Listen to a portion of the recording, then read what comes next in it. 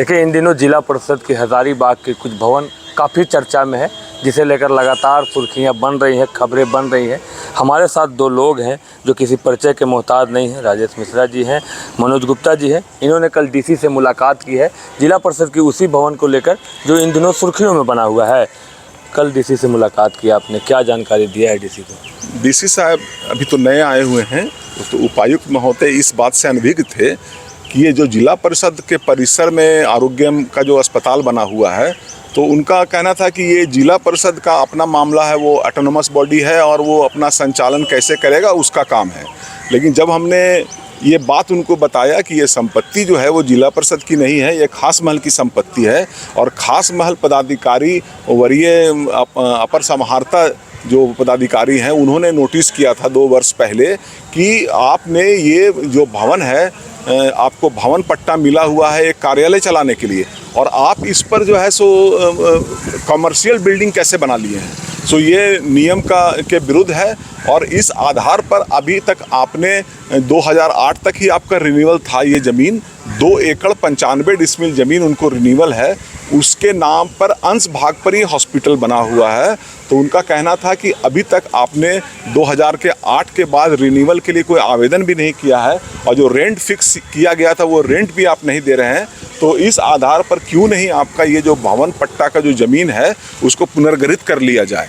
तो इसका कोई जवाब इन्होंने दिया नहीं दिया वो तो हम नहीं जानते हैं, लेकिन वो साथ ही साथ उन्होंने आरोग्यम अस्पताल के संचालक को भी नोटिस किया कि आप जो है सो खास महल की संपत्ति पर किस आधार पर AANM का ट्रेनिंग सेंटर चला रहे हैं। और बगल में जो ये भवन है जो ये धरना स्थल के पीछे में है वो इंद्रजीत कुमार सेन के नाम से है। वो 51 डिसमिल ज़मीन है, बेशकीमती ज़मीन है और वो सरकार की करोड़ों की संपत्ति है।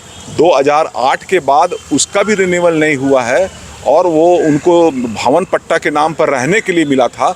उनको भी नोटिस किया है विभाग ने कि आप जो ये भवन पट्टा का ज़मीन आरोग्यम अस्पताल को दे दिए हैं, इस हमको लगता है कि आपको घर की ज़रूरत नहीं है, क्यों नहीं ये ज़मीन आपका अधिग्रहण कर लिया जाए। तो इस तरह का करने के बाद भी वहाँ पर 2 बरस बीत गया और कोई कार्रवाई नहीं होता है।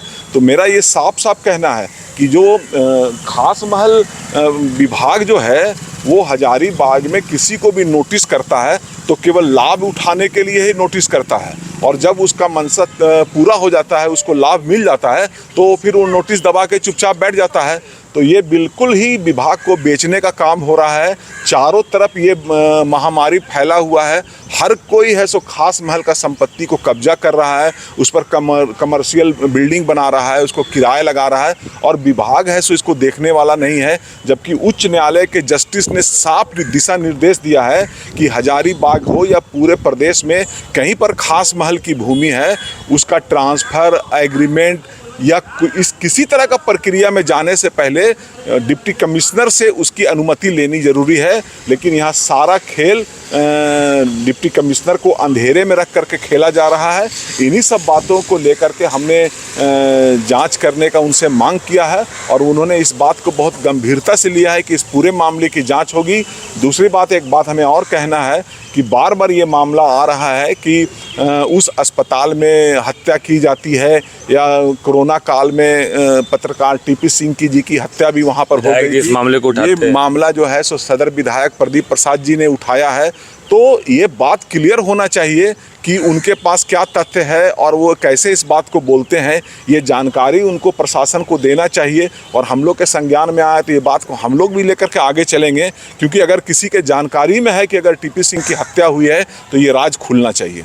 राजेश जी, आप भी साथ में थे। खास महल की ज़मीन है जिला परिषद की, तो उस पर बिल्डिंग बनी हुई है सिर्फ, और वो भी लीज़ ख़त्म हो चुका है। काफ़ी कम रुपए में सालाना दिया गया था, एक ही वर्ष वो जमा किया गया। तो कैसे ये चल रहा है अब तक? किन किन लोगों की संलिप्तता है इसमें अस्पताल संचालक और निश्चित रूप से विभाग का संलिप्तता स्पष्ट उजागर होता है। क्योंकि एक तरफ देखिए कि जब आरोग्यम को नोटिस किया गया तो उसमें लिखा गया है कि आप नर्सिंग कॉलेज के लिए परमिशन मांग रहे हैं, उसी में जिक्र किया गया है, किंतु उसके बाद परमिशन भी दे दिया जाता है इसी विभाग के द्वारा। तो इन सब बातों से स्पष्ट, और किसी तरह का कार्रवाई नहीं करना, नोटिस होने के बाद भी कार्रवाई नहीं करना, 3-3 तीन क्या कई नॉर्म्स का उल्लंघन किया गया है खास माल मैनुअल के अनुसार, लेकिन उसके बाद भी कार्रवाई नहीं करना, सिर्फ नोटिस निर्गत कर देना, ये सबसे स्पष्ट है कि विभाग की मिलीभगत है इसमें, कार्यालय का मिलीभगत है इसमें। अगर इसमें कार्रवाई होती है तो क्या कुछ कार्रवाई संभव है? देखिए, सरकारी राजस्व का मामला है ये, और कार्रवाई होने पर बहुत कुछ हो सकता है।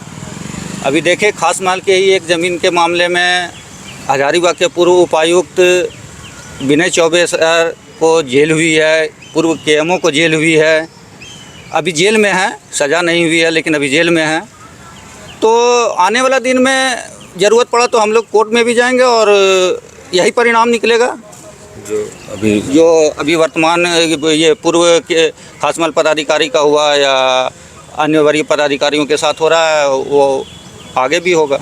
जिला परिषद के वर्तमान जो अध्यक्ष हैं, हमने उनसे एक सवाल किया था कि चूँकि कुर्सी पे अभी आप हैं, तो क्या ये बिल्डिंग जो है पूरी तरह सही तरीके से अस्पताल को ट्रांसफ़र किया गया है? तो उन्होंने कहा था कि सभी चीज़ों को सही से ट्रांसफ़र किया गया है। क्या उनका ये बयान सही है? तो उस समय हो सकता है कि बोर्ड की बैठक में ये प्रस्ताव पास किया होगा, किसी न किसी को देने का या प्रस्ताव आया होगा उस संबंध में। तो अभी देखिए क्या है कि इस भवन को बने हुए और अस्पताल को चलते हुए 11 बरस पूरे हो गए हैं, 10-11 बरस से चल रहा है। तो ये सारा नॉर्म तो या कोई विरोध था या कुछ बात था तो उसी समय हो जाना चाहिए था। हमारा तो विरोध अभी इसलिए पहली बार हम सामने आए हैं क्योंकि ये जो हम लोग को भी पता नहीं था कि ये खास महल की संपत्ति है और ये गलत तरीके से बना हुआ भवन है। हमारा तो जो प्रक्रिया है उस पर विरोध है, कैसे दिया गया, क्या दिया गया। अगर बोर्ड की बैठक में निर्णय लेते हैं कि भाई किसी का संपत्ति है, ये विभाग का संपत्ति है, वो दे, हम लोग उससे क्या आपत्ति हो सकता है। लेकिन हमारा अब जब पता चला कि ये खास महल की संपत्ति है, लीज रिन्यूअल नहीं है और गलत तरीके से इसका इस्तेमाल हो रहा है, लोग माने लूटने खाने का जगह बना लिए हैं खास महल को, तब हम लोग का विरोध है।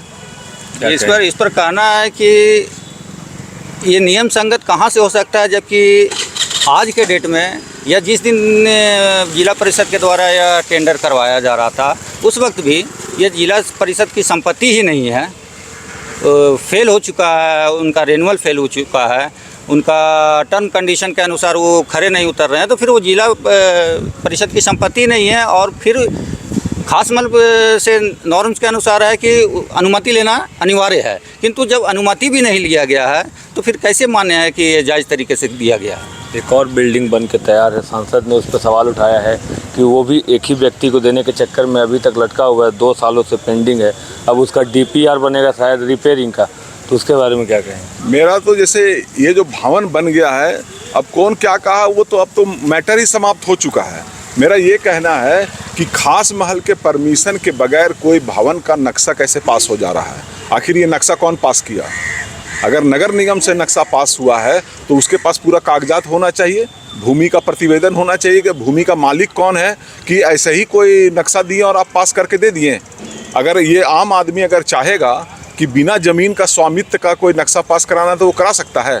चूँकि सारे लोग हालमेल में शामिल रहते हैं इसलिए ऐसा बड़ा बड़ा खेल यहाँ पर होते रहता है। बड़े खेल की इसमें है जी, बड़ा खेल है, बहुत बड़ा खेल है। क्या एक अंतिम सवाल, क्या अपील करेंगे? हजारीबाग के उपायुक्त से नए आए हैं, क्या अपील करेंगे? नहीं, जितने गंभीरता से उन्होंने बातों को लिया और हमारी बातों को सुना और हमारे दिए हुए आवेदन को उन्होंने गंभीरता से पढ़ करके देखते देखते बात कर रहे थे, इससे तो यही लगता है कि इस बात पर वो गंभीर हैं और उनके तरफ से उन लोग को पूरा भरोसा है कि वो इस पर एक्शन लेंगे।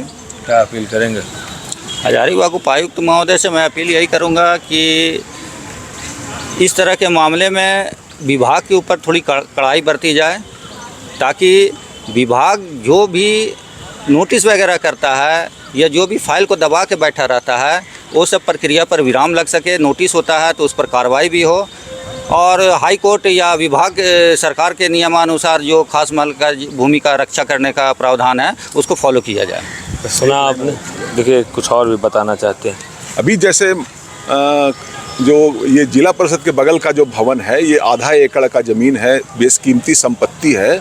अगर टेबल के नीचे से लेन देन होगा तो सरकार को राजस्व का भी नुकसान हो रहा है। जिसमें नर्सिंग चल रहा है कॉलेज, जिसमें नर्सिंग कॉलेज चल रहा है, तो सरकार को राजस्व का भी नुकसान हो रहा है।